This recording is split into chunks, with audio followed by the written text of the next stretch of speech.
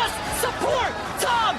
And these are going to be very interesting because these decks are going to have a lot of overlap in the cards that they're playing as well. I know that Humans was a deck that a lot of people were hoping would come back after the Amalia deck was completely destroyed from the format. And Soldiers is going to have a lot of overlap with cards like Thalia and Thalia's Lieutenant because guess what? They're Soldiers. Blood-Soaked Champion, I think. So we are going to have Orzhov Humans coming out from the side of Albert. So Blood-Soaked Champion hits the battlefield very, very quickly here. So that is going to be on the right-hand side of your screen. Meanwhile, it looks like a Yoshin Soldier is going, or Yoshin Replica. I forget the name of it. Frontliner. Cool, that's what it is. So a Yoshin Frontliner, the unearthed artifact soldier that is going to be coming into play from Brandon's side. Let's see, Albert's thinking real hard right now. He did hit his second land drop. Kind of a problem in these low-to-the-ground tribal decks is sometimes they don't actually get to their second land.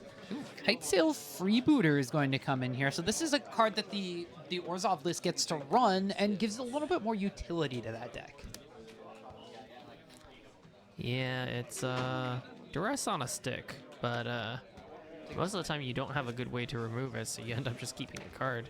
Taking case of the Runaway Express, I believe. Yeah, and leave the Get Lost in hand. So saying, all right, you want to give me maps? I'll take maps. Yeah, I take two. Oh, okay. Yeah, Oh, not blocking with the Yoshin Miner. Not Runaway. What is it? Case of the Something Express. The one that the Getaway Express, the one that deals Gateway 1 damage for Express. each creature you have, right? Yeah, that's the one that was underneath it. Yeah, reverse Rakdos charge. And now we're gonna wind up getting a couple of other soldier cards. This is going to be one of the Lord effects that comes out from the soldier deck.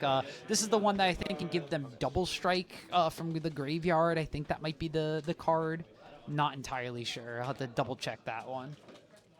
Or not from the graveyard. Sorry, the pay for effect that winds up giving them. Just see if we can filter it down by white. I think it's a double white card.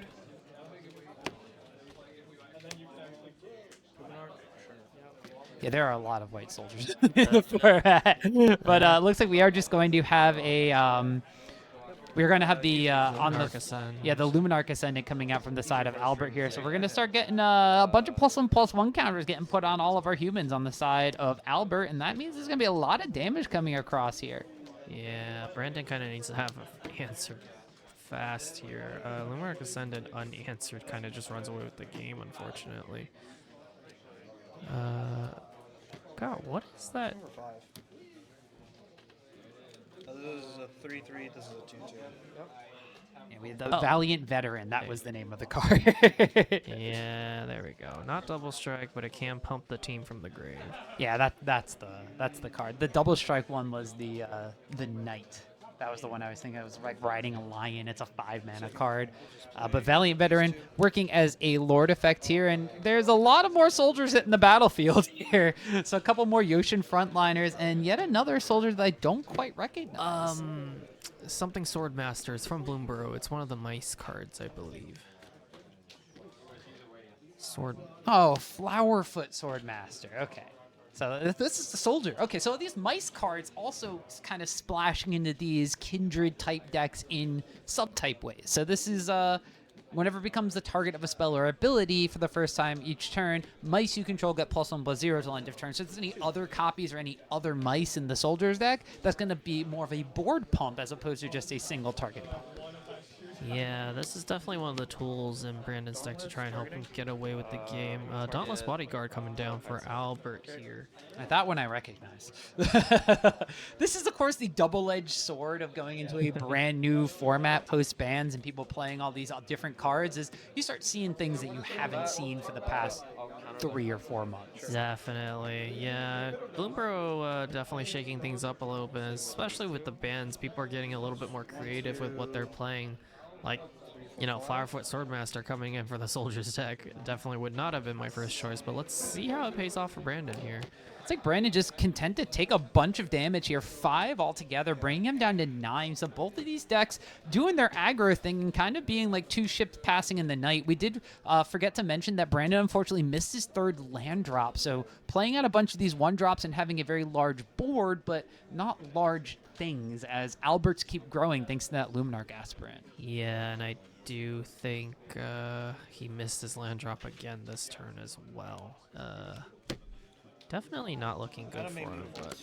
Oh, Mutavault coming in. Mutavault being all creature types does also get pumped by the Lord. So Valiant Veteran making that a 3/3. So this is 2, 4, 6, 8, 11. Exactly 11. Exactsies. With a Yoshin, So Yoshin frontliner coming down, triggering. target this with a Yoshin. Yeah, this is actually important here because the Ocean Frontliner means that this is going to be more than an attack for lethal. Oh no, get lost on the Lord. Oh no, so that's going to make everything shrink. So that's a little unfortunate for Brandon. So All right, so we did wind up having This a is trigger now, as well on the Swordmaster 3/2, because of this is a being 3/2, targeted by the Ocean Frontliner. and this is a 3/3, and then these are both 1/1s. Oh, and the Mutavault also being a a nice. The synergy's coming down with Mutavault. So this is still going to force blocks from Albert's side, right? Like, okay, so this is 1, 2, 3, 4, 5, 6, 8 Two, altogether. So that five, might not force. 7. Wait, this is silly. Brandon's dead if Albert doesn't block here. Block them.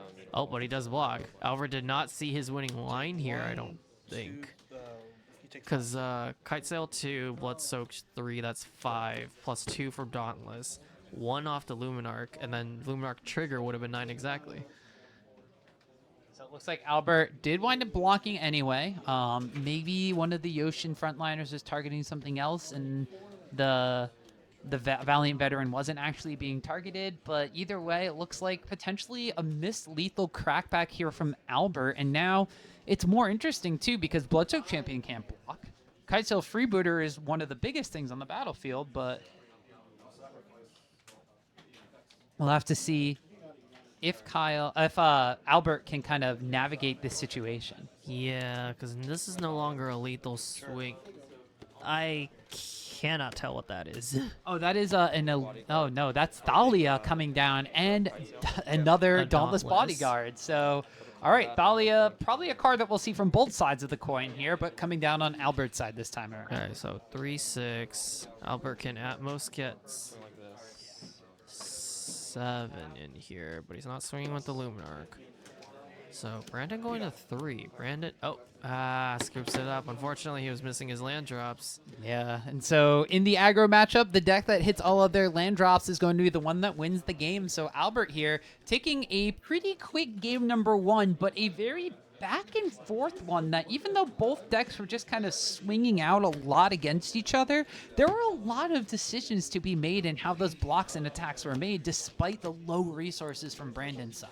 Yeah, it's also really interesting to see Albert hit all his land drops, yes, but also he didn't hit a single non-creature spell, I don't think. Oh, there was one get lost. Yeah, because the power of the Orzhov Humans versus Mono White is that you get to play stuff like Dire Tactics, which is very powerful removal in this format. Basically gets rid of any kind of creature, exiles it even for 2 mana. I know that the side of the Soldiers deck also has a couple of cards that are going to be very specific to like a more tempo type style. I mean, you're going to have things like Zephyr Sentinel that can kind of flash in and then bounce something in order to put a +1/+1 counter on itself, but like make combat a little bit more difficult. And then one of the cards that I got completely blown out by the first time I played against this deck was Protect the Negotiators. Yeah. Are you familiar with this card, Eric? That I am very intimately familiar with it. Kind of an insane card. 2 mana, counter target spell unless its controller pays 1 for each creature you control. So it's just, in most cases, better than Mana Leak, which doesn't even exist in this format. This is just Unified Will, but you also have Kicker for a white to make a 1/1 white soldier creature token. So I played a Meat Hook Massacre for X equals 1 into a board of X1s, thinking I was very intelligent. And then that happened. So, Protect the Negotiators is one of those spells that the Azorius deck can play to kind of counteract just the pure removal upgrades that you get from playing the Orzhov side of the Humans deck. But it will be really interesting, too. Like, the Orzhov Humans list can potentially run Fatal Push. And Fatal Push seems like a massive card in this matchup. Yep, when all of your creatures pretty much are 2 drops and below. Basically saying 1 mana kill anything in your deck seems pretty good. Yeah, I mean, there are going to be a couple of cards that might be a little bit bigger. We did see an Elite Spellbinder in the hand of Albert at the end of that game. That's something that's a little bit bigger mana cost-wise, and it flies. Another thing, too, that I want to point out is there have been a lot more flying humans in Magic recently. We have Elite Spellbinder, but then there's also multiple soldiers that just for some reason have wings. Yeah, they have wings, but also the other thing is the best card in the Soldiers deck is actually Harbin, which just gives all of your soldiers fly. That is the other card that I was kind of alluding to. Is just the fact that Harbin not only gives everything flying, but also pumps the entire team in doing so. And this is the card that when I first saw it played against me, I took one quick look at Harbin and just said, why does he give everything wings? Yeah, Harbin is kind of the blood and soul of the deck. Not hitting it, I think, for Brandon was definitely a little kind of his disadvantage and a little bit disappointing to see there, definitely. All right, so we are going to wind up seeing now Brendan on the play. We'll have a little bit of, not the mechanic itself, but we'll have the initiative in just being able to put things on the battlefield first. And in a aggro matchup, that does matter. As we've seen a lot of these aggro matchups tend to just be play draw dependent. If both players just, come out to the field, fist swinging, then, whoever hit first usually ends up winning. So we are going to wind up seeing what the players wind up keeping. Brendan looks like he kept 7. Not sure if Albert was just shuffling up for his first 7 or if that's going to be a mulligan. Looks like it is down a mulligan down to 6, but it is going to be a keep here from Albert. So we'll see Brandon turn number 1. Reveal a soldier from my hand. Reveals the soldier and then winds up playing was the Hazada Marshall, I think is the name of this one. Oh man, you got me stumped a little bit. Something Marshall. I want to say Hazada Marshall. Yeah, there we go. Okay. I remember this one from like one of the first weeks we casted. This is really great because it's one of those like fake Battalion cards from War of the Spark era of Ravnica. This is Guilds of Ravnica where they were like redoing some of the mechanics but not putting the keywords in. So this makes soldiers whenever you attack with at least 3 creatures including itself. So very powerful kind of tempo swing. Yeah. It looks like just holding up the Mutavault, so could potentially be looking at blocking, could maybe be threatening something else. Ooh, Thalia's Lieutenant. Although Thalia's Lieutenant on 2 isn't always the best thing. There it is. I was like, it's either Raise the Alarm or it's Resolute Reinforcements, I think, out of Brandon, seeing as he didn't counter the Thalia's Lieutenant. Yeah, so that is going to just be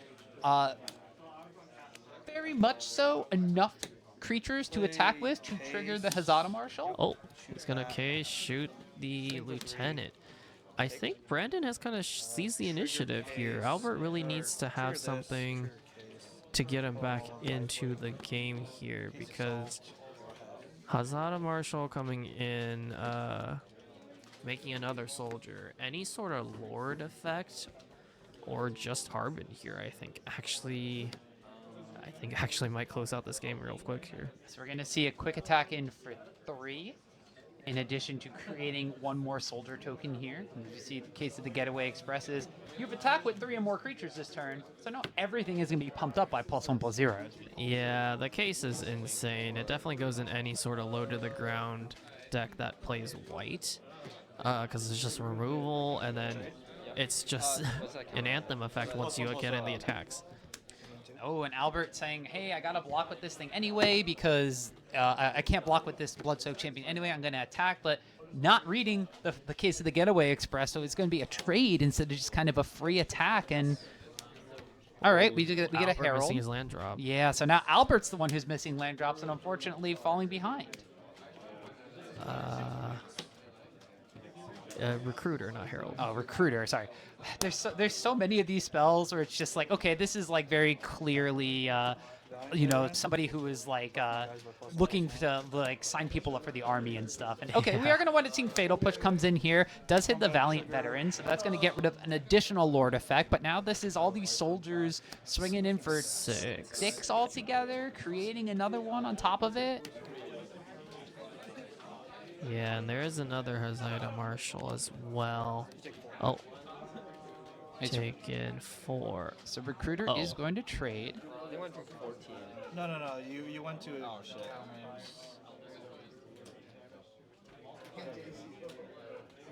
There we go. Go ahead. So Albert going down to 10 life here. With an empty board. It might be time to scoop here. Oh, finally hit his 3rd land drop. Let's see. All right, what could it be? Adeline. I don't know. Adeline would be a really solid thing. Adeline, I think, also a soldier. Adeline might be actually on the human. No, it's a knight. Adeline is a knight. So, okay, that's one that they won't share between the two decks. But looks like maybe another Thalia's Lieutenant in hand, and then a get. Is that a get lost and an unknown card? Oh, just passing here. I don't. Fortified Beach, I'll reveal Harbin. Oh, there's the Harbin in hand too. So Brandon's like, I got this coming. Oh, wait. Harbin, Mutavault, everything. And that's it. Yeah, that's just going to be is not enough. everything going to be swinging in. And even if you do get lost the Harbin beforehand, that's going to be just too much damage, too fast coming in. Brandon's going to take game number 2 and force game number 3 between these two aggro decks. Oh, man. Yeah, you kind of see how polarizing these matchups can be. If the land draws don't line up, then you're kind of stuck dirtling, and passing a turn, passing 2 turns, that's pretty much fatal in these matchups. Yeah, I'm going to be interested to see, because these have been kind of one deck doing its thing while the other one was kind of struggling on land. Not to say that they weren't able to do anything. We did see Albert still playing a bunch of cards. We saw the recruitment officer a couple turns too late. We saw the interaction with the Fatal Push and the Get Lost in hand, but didn't have the same kind of proactivity that Brandon's deck was able to put out that game. So we kind of saw turn 1, turn 2, create value with tokens, and that's the thing that the Soldiers deck does a little bit better than the Humans deck, is it can go wide with this token angle, whereas the Humans deck kind of needs to go wide with the actual creatures, and then with a Thalia's Lieutenant. Yeah, you're really right about that. It's kind of interesting, the similarities and yet the differences between the two decks. Soldiers being Azorius colors means that pretty much the only removal we're going to see out of Brandon is going to be Get Lost or something to that effect. But on the other side, he actually gets to play, like we said before, Protected Negotiators and other sort of counter spells like that to try and, tempo out an advantage there. While Albert's most of his non-creatures will also probably just be pure removal, Dire Tactics, Get Lost, stuff like that. So it'll be kind of interesting how each of these players leverage their own differences to try and gain an advantage here. Yeah, the Soldiers deck is also way more of an aggressive style deck, as we see Brandon taking a mulligan down to 6, unfortunately, on the draw. So we'll see if that is the curse of this matchup. But as I was going to say, the Soldiers deck, unlike the other Azorius decks in the format that play a little more aggressive, like the Spirits deck, not going to be going for as many sort of combat tricks and blink effects and protection spells. The Protected Negotiators we talked about, the Zephyr Sentinel being able to bounce things to save them is another kind of angle, but you're not going to have things like Slip Out the Back that you would get out of the Spirits list, and you are going to have to eventually crash in with things like in en masse, as opposed to growing things like Mausoleum Wanderer and like the flying things that the Spirits deck does. So the Soldiers deck does have kind of uniqueness to it, but also is a little more aggressively inclined, as we do see here. Albert starting off with a Dauntless Bodyguard, and Brandon going to be shocking in here for a 1-drop of his own. I think it's going to be the Swordmaster. Yep, the Flowerfoot, I think. Flowerfoot, yeah. So there it is. Cute little bunny rabbit comes on down. And I guess you can put this as like a 3-mana play later on too, with the Offspring ability that will potentially put 4 damage on the battlefield for you if you're able to trigger Valiant. But as we saw before, Mutavault also counts as a rabbit. And ooh, this looks eerily similar to game number 1 for Albert, which he won. Freebooter is very good here. It looks like Get Lost, Recruitment Officer, Case. Oh, Case coming down here, yeah. Yeah. That's the only reason why I play though. Case of the Gateway Express. And we saw that basically being kind of icing on the cake to that very aggressive play from Brandon. Is we see Dauntless Bodyguard just kind of swinging in, and the Swordmaster just getting in the way, blocking right away. Yeah. Maybe Brandon kind of identifying the fact that he needs to be a little bit more aggressive here and clear the board. Yeah, and I think Brandon could have waited to see if Albert had a better target for get lost, but getting the case back is definitely important. Extraction specialist. Oh my god. Yeah, this is partly why I was like, I think Brandon could stand to be a little bit slower on that get lost. Because it definitely would have sequenced this turn a lot differently. Oh, Offspring Flowerfoot Swordmaster. Now he has 2 1/2s. All right, so you're able to get that on the battlefield now, but this extraction specialist, okay, so the one thing is this Kite Sail Freebooter can't attack as long as the specialist is on the battlefield. The downside is you gave your opponent 2 map tokens, and now you have a 3/2 life linker that could potentially get up to 5 power life link here in an aggro mirror. Yeah, it's definitely not where he wants to be. I don't know. Brandon, I think, was a little bit impatient on the get lost there because he didn't have an active board to be able to slam the case anyways. So getting it back at that junction, I don't think was the most important thing for him. All right, we have Jarina, Dauntless General being slammed, which is a human, but this one's Orzhov, so Brandon's not going to be able to cast this one. So you exile a graveyard, you can make your humans hexproof and indestructible by sacrificing it, and then, of course, we have Coppercoat Vanguard coming down as well from the side of Albert. So this is just going to be board effects and some protection from these removal spells. Where's the sun fall out of Brandon's deck? Where's the one of sideboard settle the wreckage? Settle the wreckage would be insane here. Ooh. All right, instead we're just animating Mutavault and swinging him for 2.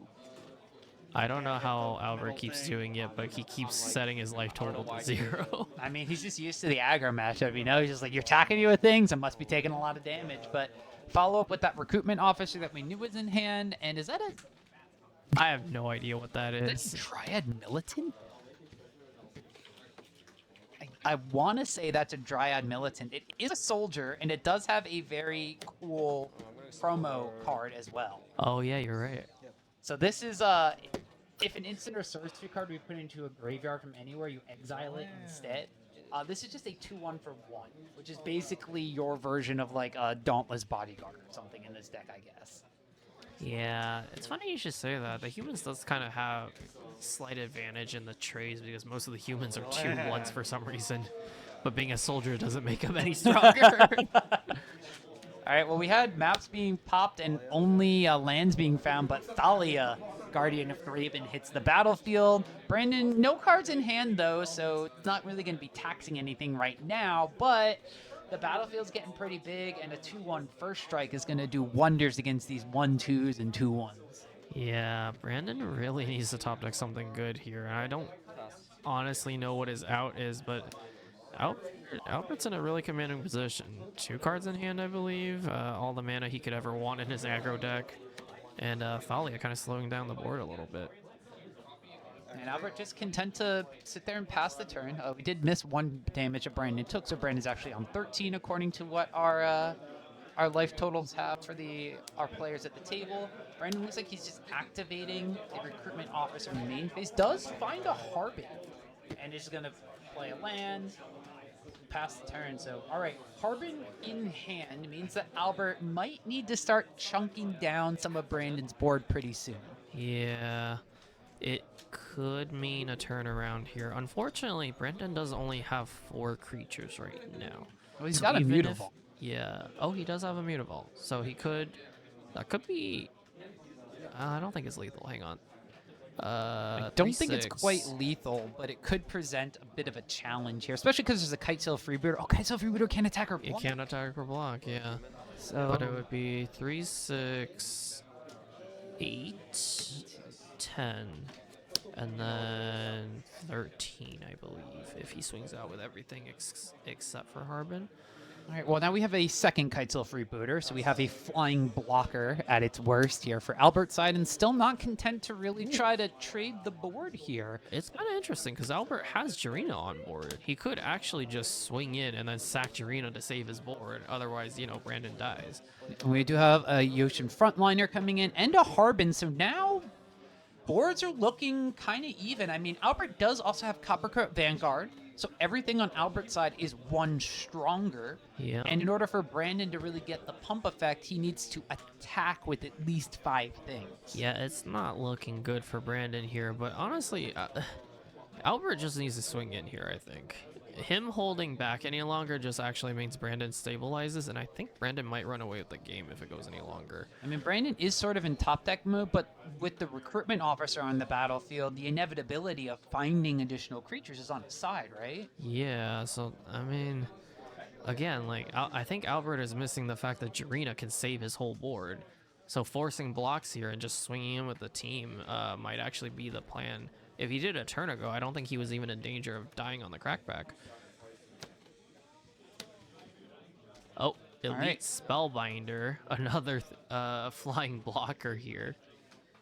Most importantly, a 4-1 on this battlefield here for Albert. So with that flying attacker or blocker here, that is... Oh, and actually Brandon just playing out a land off the top of his library here, not even holding anything.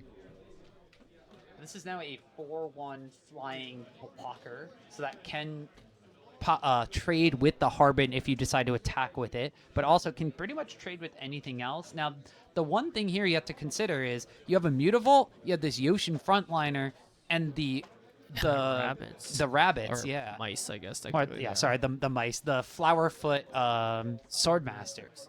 So this could potentially be a swing for a lot of damage by just attacking with things you don't care about losing. Yeah. Brandon flooding out here definitely is not a good look for him. He's counting damage and counting blocks right now, but I mean, none of his stuff has first strike. He's not going to get some good trades out of this, but if he doesn't attack soon, honestly, the freebooter might just kill him. Yeah, the freebooter is going to be a little bit difficult to have to deal with here. Now, Harbin itself does fly in as a 3-2, but with the Coppercoat Vanguard on the battlefield, that'll trade with this freebooter. It won't actually be advantageous. And as you mentioned before, Eric, Jarina is still just lurking on the side of Albert to completely flip around a combat.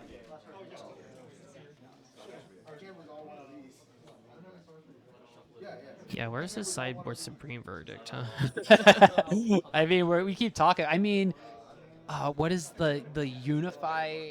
There's like a 3-mana spell where if you cast it on your main phase, your creatures gain indestructible, and then like everything gets +1/+1 until end of turn, and it's an instant. Is it not Unified Will? Unified Will is the counter spell.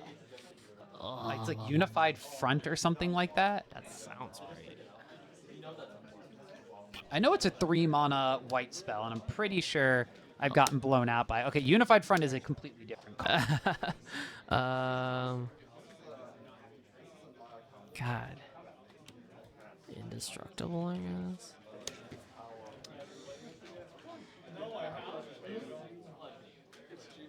And there's also like Make a Stand. That's a card that could potentially come out here to save Brandon. Oh, sorry, Unbreakable Formation. This is the card I was thinking about. Brandon does not have it in hand, so I'm sorry that we detracted from it for so long. But this card has blown me out a ton, and I believe is in this deck list, or at least was at one point. Yeah, I mean, card is just good. Vigilance, pump the team, indestructible, just swinging in. That is something that Brandon could potentially have to maybe turn combat in his favor if Jarina couldn't just do the same thing for Albert. Yeah, kind of wondering what... Okay, recruitment officer being activated here. Brandon needs something real good. I have no idea what that is. That's the other flying lord soldier, because why not? There's another one? It's a 3-mana one. I'm trying to remember the name of it, and Scryfall will bail me out in like just a second. Blue, right? Here it is, the Sky Strike Officer. Thank you, based Scryfall, for this one. flying. 2/3. When it attacks, you make a soldier, and it's not a lord. It's you tap soldiers to draw a card. So this is a way to break this board Mena, stall. but it's a soldier. Kumena, but slightly worse. It flies. Kumena bumps your team, though. That's true. This one just adds to your team whenever it attacks. But most importantly, it has 3 toughness, so it can block this Kite Sail freebooter if Albert is still taking the very conservative route. And Albert has been drawing a lot of there's the Get Lost Get and Harbin. Lost. All right, Oh, no. with Harbin off the table, I'm assuming Albert is going to feel like he can start attacking. Man. It's probably just Freeboot or Spellbinder in here. Oh, no, he's going in with Everything. All right, so Albert's angle of attack here was basically, I'm getting rid of this Harbin, so if I do the combat math incorrectly, I don't die on the correct path. That's basically what's happening. But now there's also no flyers on Brandon's side at all. the scene. So let's see. 4. And everything gets +1/+0 from this Copper Cove Vanguard, too. 4, 7, 9, 11, 15. I don't know what that shiny thing up top is. That was the Thalia. 15, 18. So 18 damage coming through. I think if Brandon is able to, I would want to try and block the Jarina here, try and make him sack it. Because even though he will save the rest of his team, it does kind of make his future turns a little bit better. That or try and kill the Copper Coat. I think those are his main 2 targets here. No effects. All right, just blocking a couple of things here, and Albert saying no effects. Oh, wait. No effects means going to damage means he loses the Copper Coat.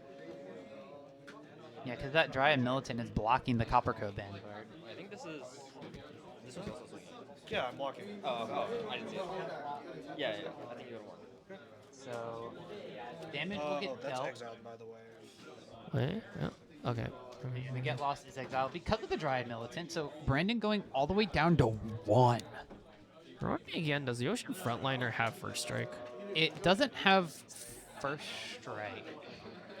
So I think they just killed Dolly.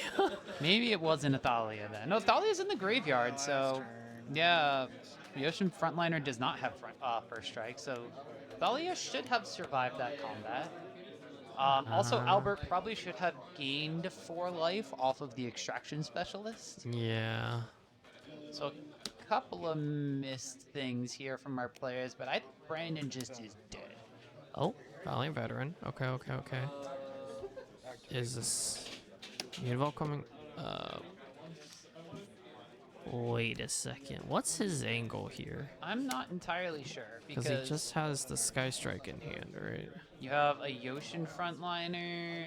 There's no blockers, but Albert's in theory at Map 24. targeting less. It's very less, actually. Okay, so you're going to double Valiant this turn because the offspring and the other one of the Flowerfoot Swordmasters My can be mouse are buffed targeted. by 1. That's going to give you all of your things at +1/+1. Then your rabbits are getting +2/+2. So this So is 6 1, additional 2 power. plus 6 additional power. 4 8. plus 3, 2 plus 4 plus 3. Oh, he's only got 15, I 9, think. 13. 13 altogether.